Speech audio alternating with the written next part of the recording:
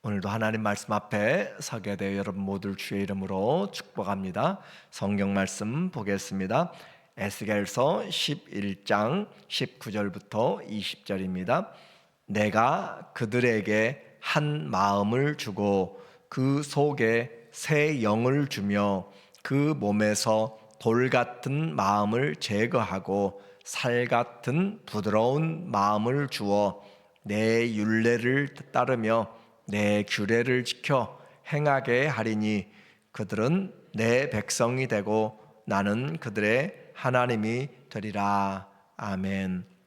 오늘은 거짓과 참 예언이란 주제로 말씀을 같이 나누도록 하겠습니다. 오늘 하나님의 말씀을 통하여서 이 성전의 환상이라고 하는 8장부터 11장 하나님께서 바벨론에 있는 에스겔을 영으로 인도하여서 예루살렘 성전으로 이끌어 가시고 그곳에서 행해지고 있는 우상 숭배의 모습들을 통하여서 하나님의 심판이 분명하다라는 것을 강조하고 있어요. 이 세상이 흉흉해지고 또 거짓 소문과 또 이런 온갖 어려움들이 있을 때 우리가 잘 분별해야 될 것이 바로 진실과 거짓이에요. 그래서 특별히 하나님의 말씀을 듣는 우리는 진리의 말씀에 뿌리를 내리고 잘 분별해야 이 세상뿐만 아니라 영원한 세상을 잘 준비할 수 있습니다. 사단은 하나님의 말씀을 보지 못하게 하는 것이 아니라 잘못 이해하도록 하는 것이고 잘못 실천하도록 하는 것이에요. 그래서 우리는 말씀을 분별하여서 미혹의 영에 이끌리지 않도록 진리의 말씀에 우리의 그 믿음을 바르게 세워야 돼요. 그래서 사단이 거짓의 아비다라는 사실을 꼭 기억해야 됩니다. 똑같이 성경을 인용해도 그 성경을 다르게 해석하는 것들이죠. 하나님이 이렇게 옮겨서 에스겔을 옮겨서 보여주신 이제 하나님의 영광의 자리, 원래는 지성소 안에서 그 법궤 위 그리고 속죄소라고 하는 그곳에서 하나님의 영광의 구름이 임재 현상으로 나타났는데 그곳이 움직이고 그리고 성전 동문회까지 오게 되었어요. 거짓 지도자들의 모습을 보게 되면은 오늘 말하기를 1절에 보니까 그때 주의 영이 나를 들어올려서 그때 주의 영이 나를 들어올려서 여호와의 전 동문 곧 동향한 문에 이르시기로 보니 그 문에 사람이 25명이 있는데 내가 그 중에서 아술의 아들 야하사냐와 분하야의 아들 블라다를 보았으니 그들은 백성의 고관이라. 그래서 여호와의 영이 움직이면서 에스겔에게 거짓 이제 잘못된 지도자들을 보여주고 있어요. 백성의 고관이라라고 하는 것이고 우리 개역 한글에는 백성의 방백이라 장관이라 또 높은 지휘관들을 지도자들을 이야기하고 있는데 지도자들의 말은 그들의 그 직분 때문에 직책 때문에 믿을 수 있어야 되는 거죠. 그래서 허언 공언을 하면 안 되게 돼요. 그런데 동문에 앉아 있는 높은 이 고관들이 거짓 것들을 이야기합니다. 그들의 정체를 보니까 2절에 정체는 그들에게 말하기를 그들의 고관들인데 과거에도 이와 같은 일들을 행하였던 자들이에요. 그래서 불의를 품고 악의를 행하는 자, 불의를 품고 악의를 행하는 자라고 그렇게 우리에게 말씀하고 있는데 이 불의를 품고 악의를 행하는 이 사람들을 통하여서 성 안에 있는 그들은 재난을 끌어다 오는 사람들, 그래서 성 안으로 재난들을 끌어다 오는 사람들이라고 그렇게 2절과 3절에서 말하고 있어요. 그리고 우리에게 2절과 여러분이 성경을 한번 보시면은 2절에 보니까 말하기를 그가 내게 이르시되 인자야 이 사람들은 불의를 품고 이 성에서 악한 꾀를 꾸미는 자니라. 불의를 품고 악한 꾀를 꾀하는 자다라고 그렇게 말씀하고 있으므로 그들의 말이 집 건축할 때가 가깝지 아니한즉 이 성읍은 가마가 되고 우리는 고기가 된다 하나니. 이 말씀이 좀 어려운 내용인데 2절에 3절에 있는 것처럼 집 건축할 때가 가깝지 아니한 즉 이 성읍은 가마가 되고 우리는 고기가 된다라고 그렇게 표현했어요. 그래서 이 집 건축이 멀었다라고 하는 것을 통하여서 그들은 거짓을 지금 예언하고 있는 거예요. 공동 번역을 보면 집은 이미 지어 놓았겠다. 우리는 그 냄비 속에 고이 담겨 있는 살점이 아니냐라고 그렇게 표현하고 있어요. 그래서 우리가 여기서 보게 되는 이 가마와 고기라고 하는 것을 지금 비유하고 있습니다. 메시지 성경은 우리는 최고다. 고깃국 그릇 속에 든 특등심이다. 이렇게 표현을 하고 있어요. 그 말은 다시 말하면 오늘 우리에게 우리는 아무 걱정이 없다. 집도 지어놓았고 집 지으려면 아직도 멀었기 때문에 우리는 이제 평안하다. 지금 전쟁의 기운들 또 아니면은 예레미야가 그렇게 40년이 가까이 하나님의 말씀으로 심판을 예언하고 있는데 우리는 괜찮하다. 이미 2번이나 전쟁이 일어났지만 여전히 우리는 굳건하다라고 그렇게 하면서 곧 이제 평강이 올 것이다라고 그렇게 거짓 평안을 말하고 있는 사람들이에요.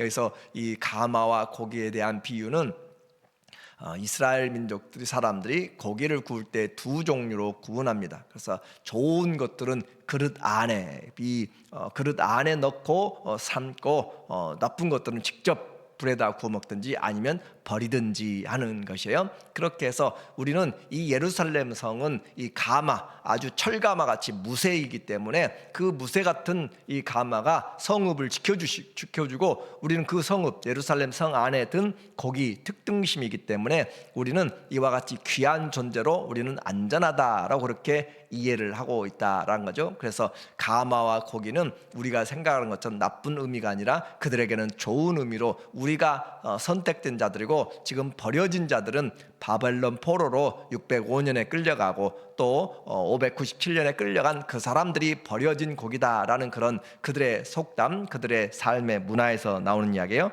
그것에 대하여서 11절에 하나님이 반대로 그들이 생각하고 있는 것과 다르다라는 것을 말하는 거예요. 이 성읍은 가마가 되지 아니하고 너희는 그 가운데 고기가 되지 아니할지라. 그들은 이 성읍이 가마라고 해서 무쇠가마 같이 모든 적들로부터 막아주고 우리는 그 안에 있는 특등심, 우리는 그 안에 있는 냄비 속에 있는 좋은 살점 같은 고귀한 자들이기 때문에 보호된다라고 그렇게 생각했는데 하나님의 말씀은 틀려요.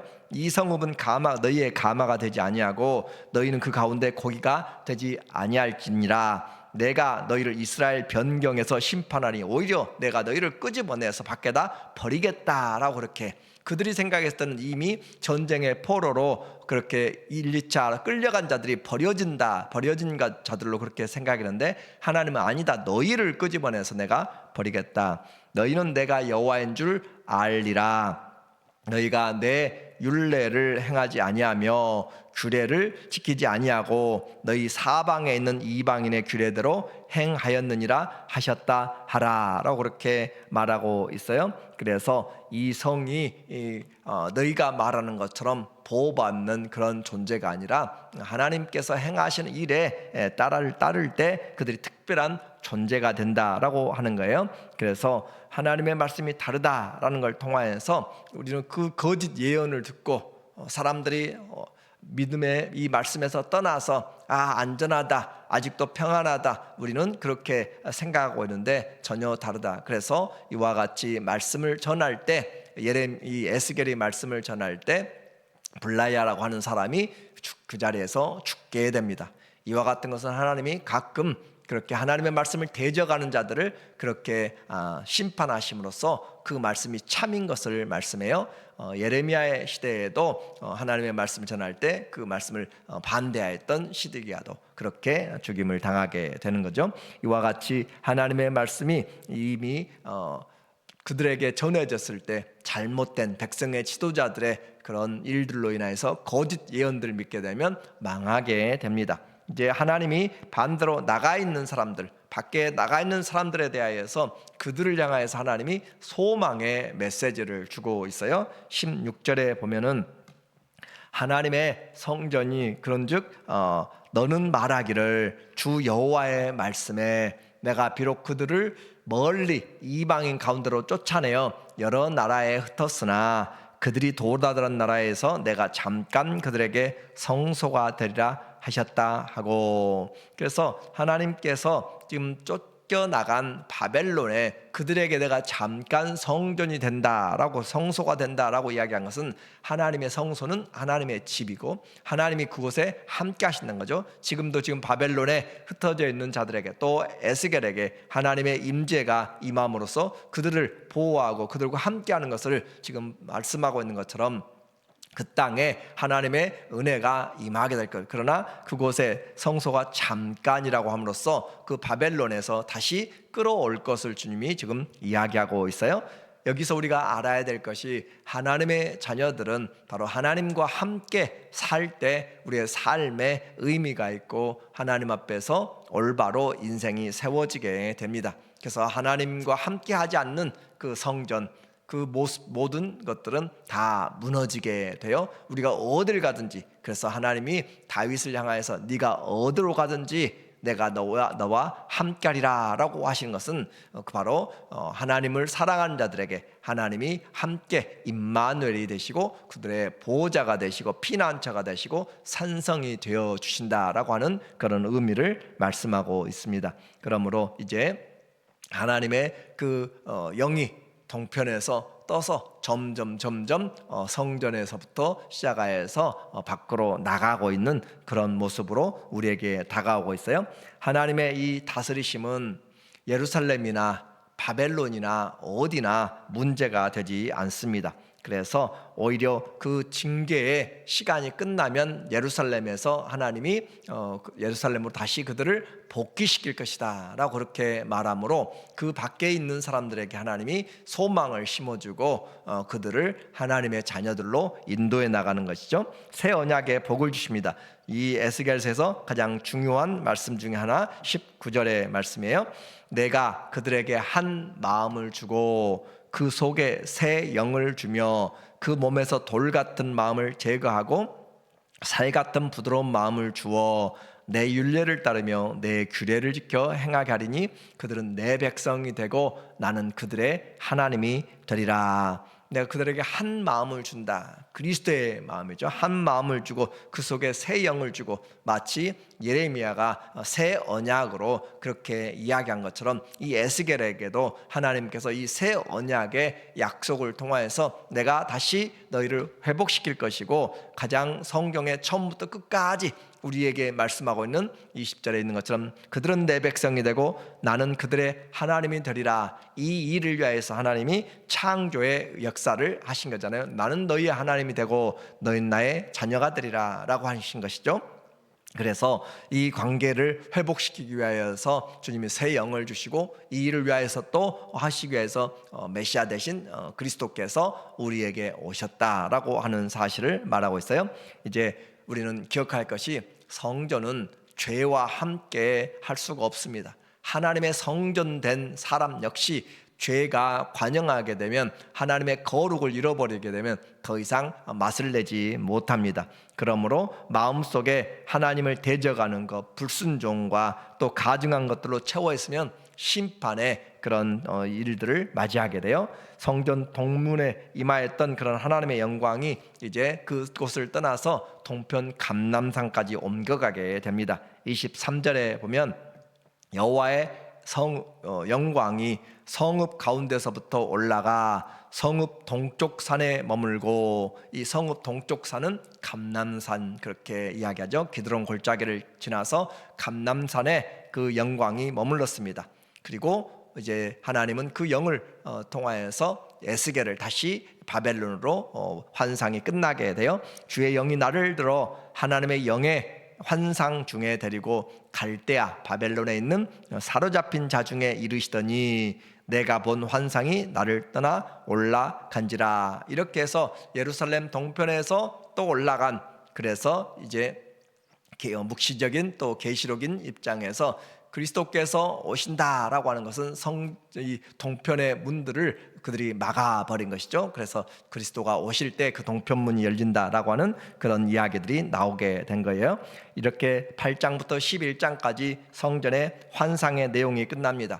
우리는 이 에스겔서 전체 주제를 하나님의 통치라고 하는 것으로 그렇게 보았어요. 하나님의 통치, 하나님을 따르는 자들에게는 은혜와 평강과 복과 지키심의 통치가 이루어지지만, 그러나 하나님을 떠난 자들, 하나님의 말씀을 지키지 않는 자들에게는 오히려 하나님이 징계와 심판으로 통치하신다라는 것을 말했습니다.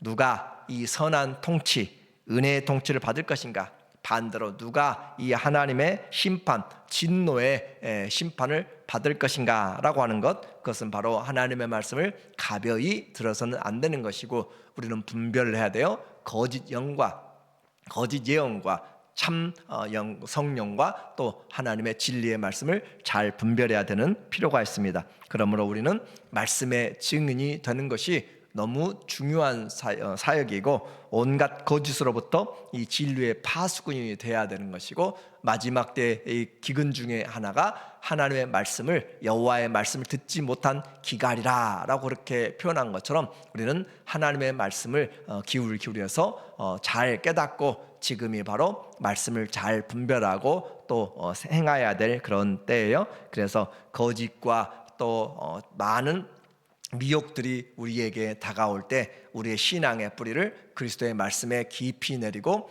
주의 말씀에 순종할 때 우리에게 약속하신 주의 임마누엘과 또 하나님의 의로운 통치가 우리에게 이루어질 것입니다. 하나님의 영이 함께하는 곳, 하나님의 영이 함께하는 사람, 그런 사람에게 하나님께서 은혜를 주시기 때문에 오늘도 우리는 하나님의 말씀을 기억하면서 끝까지 주의 말씀을 붙잡고 살아가는 하나님의 진리의 파수꾼들 되시기를 예수님의 이름으로 간절히 축원합니다. 아멘. 기도합니다. 하나님 아버지, 우리에게 하나님의 말씀을 열어주시고 깨닫게 하시고 순종하게 하여 주심으로 말씀에 붙잡힌 하나님의 자녀들 되게 하여 주시옵소서. 예수님의 이름으로 기도합니다. 아멘.